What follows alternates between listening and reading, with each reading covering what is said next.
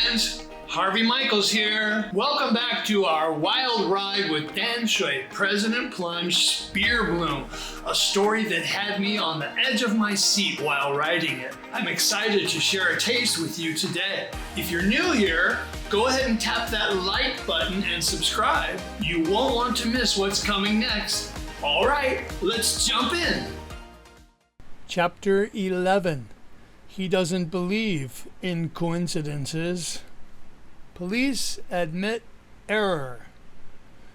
During a press conference follow-up to the President Plunge story, police make a confession. It happens during an update on Theo Ping's progress, Sanbao's driver, now cared for and protected from undue stresses, transferred to an undisclosed different hospital and already finished with an abbreviated list of surgeries. From nowhere, a reporter asks about the dead couple who police and Wang Sanbao claimed were unwilling participants and practically heroes. When will we see more about them other than that single gruesome photograph, physical evidence of their injuries, and some background? The spokesperson read a prepared answer. At this time, we must admit an error was made. 4 days previous, when Minister Wang Sanbao announced he wanted police to give their final internment respectful consideration, somehow arrangements were set in motion and the two were cremated that very night. Murmurs ripple among the gathered press corps. Doesn't that sound conspiratorial to you? It does to us. The reporter's tone rises, trying to make a story out of it. Don't be ridiculous. We admit it was an unfortunate slip-up, but to infer that there is some conspiracy to cover anything up or manufacture some hysterical theory is not responsible reporting. The police public relations spokesperson shuffles paper to say, "Move on," then reminds the press gathered. Further, before we answer any more questions here today, let me remind you parts of the kidnapping and rescue events cannot be divulged for national security and police security reasons. Any reference to the A team or B team was deemed an untouchable topic, so far successfully covered up, as much as all the events at the fish chopper that night. No one follows up from the previous press conference when someone asked specifically about the fish chopper, which somehow leaked out from somewhere. Colonel Sun knew it was making the rounds in social media, so it was he who headed off any further speculation. He arranged a planted question the spokesperson handled, reading from notes, identifying the said location name as slang for the fishing maintenance center where Government Minister Wang Sanbao was held, named for the large machine tool to process unwanted fish products into bait chum. Kingfish's Rock Lobster Club, where Coco had been forced to work, shut down immediately. No one there really knew her or anything about her past. A long-forgotten police report described her as a woman with short hair and haunted eyes, always on edge, prowling the club's shadows like a bouncer ready to throw someone out. That report, once unearthed, vanished for good, and all surviving security footage from Rock Lobster was destroyed. Every trace of Coco before the event, every video, every file, was systematically erased. Overseeing situation management, heading off any potential threats that could undermine Blanket's secrecy, Colonel Sun felt sure there would be no exposing books written by insiders. And if there were, who would believe them? The same reporter tries a question about the anonymous person who helped, how he helped, where he is from, where he is now. The police officer behind the microphone shakes his head and says there would be no further information forthcoming about that individual. Next question, please. Zarina, London. Willie assured Sanbao no way it was Colonel Sun who released the news that Kingfish was crazy for Zarina London, the Black Pearl of Asia. Could anyone else have hacked Colonel Sun? In answer, Willie just raised an eyebrow.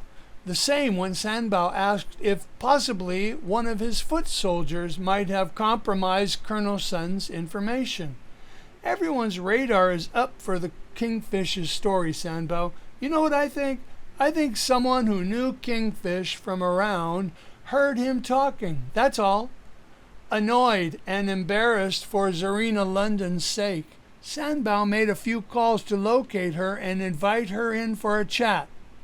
She is the only person who makes a real entrance to Sanbao's hospital room, flowing in gracefully, wearing a black and white form-fitting gown tastefully striped over in silver sequins that complement her toned shape. Pearl grins and nods her approval for the discipline she knows it took to maintain such a beautiful figure when you are north of 60 years old. Zarina London, please, come in. Come in. Sanbao motions her in. He is cheerful, though not beside himself as his wife is.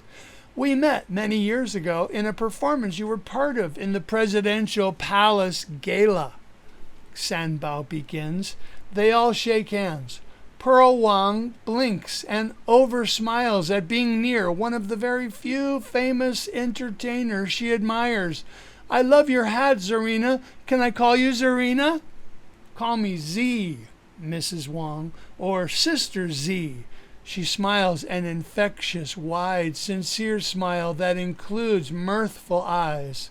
I'm so happy to meet you, Sister Z. Pearl can't get herself to let go of the singer's hand. Coming to Pearl's rescue, Sanbao says, "This is an embarrassing situation to hear so much about you under these circumstances." Zarina London waves her free hand and shakes her head, not even giving Kingfish's musical tastes a single word of comment. President Wang, I couldn't care less about that, but I'm so happy and I praise God for setting you free. Hallelujah! She wipes the corners of her eyes with a white satin-gloved hand and chuckles gleefully. I felt like it was one of the greatest victories in my lifetime. I was overjoyed after praying for your release, with who knows how many hundreds of thousands of others. Sashaying in place, waving her hands in a small victory dance that increases in emphatic nods until her beautiful matching white satin derby almost falls off her head, Zarina laughs heartily, with no self-consciousness, hooting, dancing, and clapping. Oh yeah, we won. They thought they had it in the bag, but my God is an awesome God. Oh yeah, praise you, Jesus. Oh yeah, hallelujah. A nurse and a doctor peek in to see what was up. Pearl is clapping along with Sister Z's impromptu dance, and Sanbao is shimmying his shoulders in bed. They settle down, moan in tones of pleasure, and start touching hands. Sanbao starts to shake hands, then he moves to gimme five, but Pearl decisively wraps Zarina's and Sanbao's hands in her own, top and bottom. Still laughing heartily, Zarina hugs Pearl, and they sway back and forth, not as much as some of Sister Z's signature hugs, but Pearl feels like she is on a ride and laughs with Zarina, thinking she felt like a schoolgirl. Sanbao brings levity back again. Sister Z, I wanted to meet with you because I believe God brought you into this situation for a reason. I'm listening, President Wang. She carefully clears her throat, her precious instrument. I'm already happier than ever just to meet and celebrate together. Just then, Zarina and Pearl both look like they might joyfully cry, and Sanbao returns the conversation on track for a third time. If there's anything I've learned from this whole experience, Sister Z, it is that time is short. And what we can do in this life, we have to do. possibly in haste, if we sense it is right. I heard you sing 4 years ago. Excellent that was, and I understand you are still going strong. He gives her 2 thumbs up. Thank you, brother, and it's such an honor to meet you and celebrate with praise for your safe return, President Wang. She somehow elegantly fist pumps 3 times. Please, call me Sanbao, Sister Zarina. He smiles at his new friend. Let me be frank. What would you love to see happen if you had resources? Her animated gestures have affected him. He shakes out love with close-held fists. Call me Z, she repeats. She clears her throat carefully again and shares a dream she has felt for years, an Academy of Taiwan Christian Youth Singers. I would have yearly auditions and interviews. To enter the academy, candidates would pass auditions for character, personality, passion, and spirituality. The young protégés would report twice weekly on video calls to myself or an assistant I would also train in managing talent and also singing and voice coaching. We would have monthly seminars and no public performances until after half a year. They would have to agree to answer tough questions from the academy and promise to make service to the Lord their goal. I would also want them to commit to their co-academy youth singers. Besides that commitment, they would be diligent to improve in their voice range, strength, voice control, harmonizing, and reading music. We would teach Bible to them and teach them to teach it to others. We would urge them to pay attention to where they can testify to God's hand in their life, because it is so important. Zarina London pauses as she finishes. She looks up toward the ceiling, considering if she said it all. Not selling Wang Sanbao, but Sanbao's boss. Sanbao and Pearl shake their heads at how thought out her vision is. Sister Z, do you think you could simultaneously do this in 4 or 5 academy locations around Taiwan? Sanbao is breathing faster and his wife is nodding rapturously. Yes, Brother Sanbao, she says without hesitation, but I would need help. My role has to be anonymous. There can be no compromise on this point. Do you agree? Sanbao, you're going to pay me a salary or something like that. Yes, more than you could ask for, Sister Z. Good. The more I make, the more I can give too. And you, sir, have been the greatest example of how to give. Let's do this, Sister Z. He held out his hand. Zarina crushed it. D's progress. It's hard to believe you're walking all over the place just 2 days after coming out of your long sleep, Dee. The hospital found a nurse who speaks English. Not a necessity, but I admit it's a comfort. She also speaks fluent exaggeration. I can barely stand up and not without help. These are my first shaky steps, her arm firmly around my back, on my girdle. She looks directly at my forehead with the purple, red, and blue chin-shaped bruise. After already asking once about it, and I said the forehead bruise is something I am not supposed to talk about. Not so fast, Nurse Nellie, I say, even though we have been slowly leaning and sliding for each of my small 3 steps so far. Is that really your English name? Yes, it is, Dee. Since elementary school. Do you like it? Yes, I do. And the 2 words pair up nicely around here, Nurse and Nellie. You feel all right, Dee? No dizziness, pain? Sure, both. Just a few more steps, okay? 2 more, okay? Then we'll turn back. Sounds good, Nurse Nellie. Turning back. What an underrated idea. An intricate support girdle thingy covers most of my torso, bracing my chest and abdomen in place. I still can't believe my pain. That pain. The frag that pinched my spine and gave me pain for 8 years is really gone. Umpteen times before I moved my body and that old bullet barked at me. It didn't matter if I moved my neck or my feet because everything connected to that barking bullet. The barking worked too. I would only venture carefully near a barking dog, and likewise I adjusted any ideas about moving my body according to the frag. With my first waking breath in this hospital, I knew the frag disappeared. With my second breath, I knew I had been through open chest surgery, another fresher, sizable area of wound pain, but with no more barking bullet. I did something crazy brave to check. I held my breath and lifted my shoulder blades just a touch. Joy! Not numb, it hurt, just not the frag kind of hurt. Did this mean no sudden vomiting and paralyzing migraines? I dared to hope so for the first time in 8 years. The earliest time I woke, I didn't fully wake, but I remember it still, smelling antiseptic in cool air with beeps and whirring sounds. I just opened my eyes in ICU in time to see Evie turn away and then quickly turn back as I fluttered back to sleep.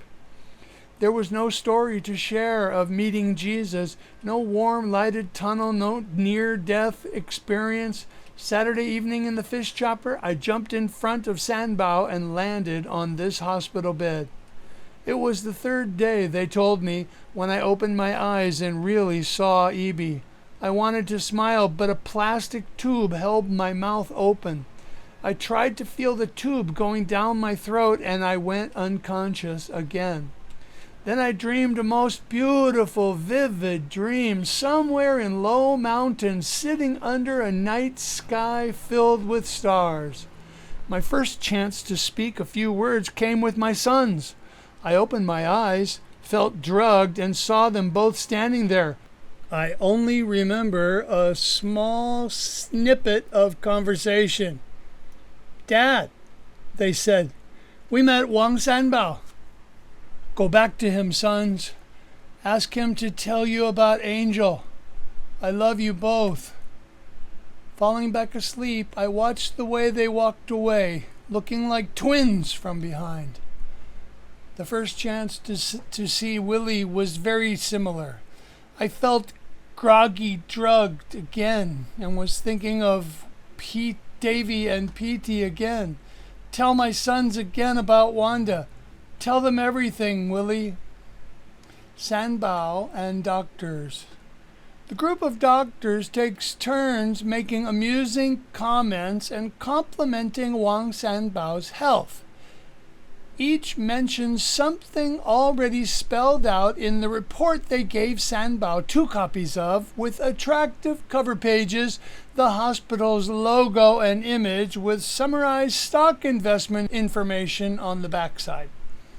A handsome young doctor lingers in the hall and asks to speak with Sanbao privately after the group of doctors finishes their time with the billionaire. He asks to be called Dr. Peter.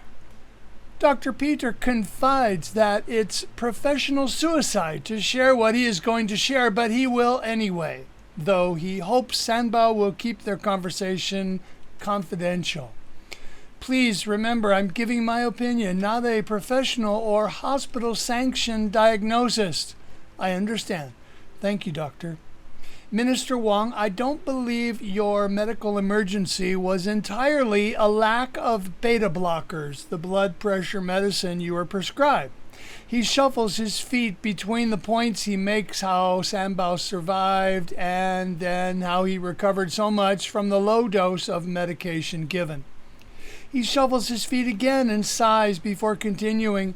It's my opinion you may be fine without the medicine if, and this is a big if you try other methods to control your blood pressure and learn to relax in ways science knows are most effective. Also, there are some supplements and alternative medicine that is promising. Please call me Sanbao. Are you saying, sir, Am I right? You've been obeying doctor's orders, doing some light exercise, but otherwise doing nothing else, eating nothing specifically to address your blood pressure issues? Sanbao answers with an interested nod. Minister Wang, Sanbao, sir, can you remember how you felt a week ago taking so much of the blood pressure medicine? Do you detect a difference in your health now with a lower dose? Yes, I feel better now, doctor. What supplements are you talking about? Dr. Peter explains nutrition should precede supplementing, all under a doctor's supervision. He advises Sanbao consider any toxins he can avoid and eliminate in his life. On the top of that list should be avoiding sugar, including starches which turn to sugar. Also, because he has the means to eat organic, he should. And double up on leafy greens, cruciferous, celery and tomatoes, berries and beets, and other natural God-given food remedies such as certain seeds and nuts for regulating blood pressure. Try some fermented garlic, black garlic. Your wife can make it in your rice cooker. I eat it every day myself, he happily shares. Cautiously, he suggests a few supplements and trustworthy websites for Sanbao to research. And it would surprise you how many countries are successfully using low doses of CBD, either hemp or marijuana oil, treating dozens of conditions, including high blood pressure. Unfortunately, so far in 2016, that is illegal in Taiwan. You aren't suggesting I do something illegal, are you, doctor? I'm too old to go to jail, Sanbao laughs. Blushing, Dr. Peter answers no. And if you consider visiting another country to see if low doses help, I seriously urge you to do so only under a professional's care. But even more, I strongly suggest you study how to rest effectively, Minister Wang, Sanbao, sir. Learn about relaxing and addressing high blood pressure holistically with certain Chinese medicines, relaxation methods, massage, soaking, sauna, quiet times in nature with pets, reading, praying, playing music, listening to music. Just don't surrender to doctor's wishes. Dr. Peter shuffles his feet again, making the elderly patient grin and like this youthful professional. Sanbao, sir, I doubt you can feel very relaxed with the press breathing down your neck. How can you do what you need to do to convalesce in such conditions? What do you suggest? Why not go to another country? If that sounds appealing, you might consider a South American or Southeast Asian country. You could stay in a high-quality convalescent spa. Under doctor's supervision there, you could try small doses, mind you, of alternative medicines. I'm not suggesting you get high like an opium den. He stifles a laugh at the ridiculous idea. Dr. Peter, I am a follower of Jesus. So am I. Good. One thing I know about my experience is God was all over it. From the moment Friday afternoon when they strapped me onto that stretcher outside the hotel, this was a more spiritual experience than a survival experience. God made a miracle from the evil collected against me. Sanbao breathes deeply. What you said makes sense. I don't want to count on medicines. Dr. Peter stammers, I hope you don't think I am... What else is on your mind? The billionaire can read people. Sanbao, sir, I hope your abduction story can come out in a truthful version that you validate. The doctor slightly bows and opens his arms. What are you saying? I love Taiwan, and I love the true stories of what happened during the super typhoon. Your story is inspirational, medicinal for the country. Dr. Peter is speaking excitedly, and he takes a breath to slow down. There will be many journalists with biased personal agendas who will put out articles and books about you and your experiences from the sketchy information available. I know you will not rise to set every mistake straight. Neither will you write a book yourself. So, what if you felt comfortable with a special writer and cooperated with her? Her? Yes. During this whole experience, one fresh face has risen and been embraced by many levels of society. Newsy Susie. Do you know her? I don't, but I admit I am sort of sweet on her. Sanbao's eyebrows lift and he rolls his eyes just a little. I was talking in the hall near Officer Paul Hu's room about how impressed I was with Newsy Susie, and a Colonel Han came over and spoke with me about her. I told him how I would like to meet her. He went on and on about what a special person she was and how she cooperated with the police, and she is doing a news magazine show that will be an excellent public service. That is interesting. I hear good things about Colonel Han too. Sanbao has that look. He doesn't believe in coincidences. He said he would introduce me. I would only date a fellow believer, but he said Susie's assistant is taking her to Christian services somewhere, so who knows? He allows a sheepish grin of hope to spread across his blushing face. I like this guy, Sanbao thinks as he chuckles. He's never met her personally, and he's already smitten. What a romantic. Dr. Peter can't tell what Sanbao is thinking, but he smiles and waits, still blushing. Sanbao slowly nods his head and then gives the young doctor hope. I will think about your idea and pray about it. Take my number from my medical chart and call me at home if there is more to this story. Tell me what she says about your idea. And about you. I want to meddle. I want to know. And doctor? Yes, she would be the lucky one. What you told me today took courage and integrity. I'm proud to be your brother in the Lord. Later that afternoon, Sanbao checks out of Veterans General Hospital. He knows he is going to make a statement, but in Wang Sanbao style, he doesn't ask for an interview or declare he will make a statement. He assumes correctly there will be a TV camera or two on the first floor. After he checks out, Sanbao strolls away from the parking garage elevator over to the bustling front lobby instead. Sanbao's new bodyguard is not pleased to be told to wait by the elevator. The small crowd of reporters there hold microphones and smartphones pointed at Sanbao and fire questions at him. Sanbao ignores their attempts to engage him. He holds up his hands for quiet. Good afternoon. Good afternoon. I would like to make a statement, please. Then he looks at each reporter and camera with a kind smile and a nod of gratitude. Thank you. Thank you all. Sanbao turns his attention directly to one spot where the most lenses are facing him. He speaks to the people who have put up YouTube videos or testimonies about Sanbao giving something to them, reminding them they agreed to tell no one and to think of any contributions as not from Wang Sanbao, but from the hand of God. I understand. You did it for good reasons in your heart, but no more, all right? If anyone, anywhere, thinks I have done anything for them, then do something yourself for someone else. And if you haven't yet, turn to Jesus while there is still time. Finished, Sanbao pauses, suddenly picturing vividly the gray room above the fish chopper, there with Coco. He saw in fast motion all Coco did, including how, before they launched into the sea, she touched his chest as only his mother had, and all the compassionate nursing she blessed him with, not to mention dispatching Romeo. Sanbao's eyebrows raise in surprise and lips move as he whispers to himself, "She saved my life." The press thought he asked for questions, and they all push forward and clamor at once.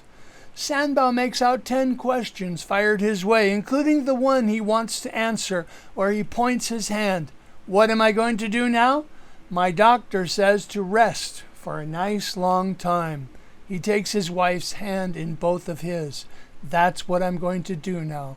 Rest for a nice long time. And that's a wrap for today. Thanks so much for tuning in. I'd love to hear your thoughts in the comments. What stood out to you? If you're enjoying the journey, please share with a friend. It means the world to me. Want to hold the whole Danshui President Plunge adventure in your hand? It's waiting for you on Amazon. And if you do, please leave a quick review. Until next time, take care. I'll be right here ready for the next chapter. See you then.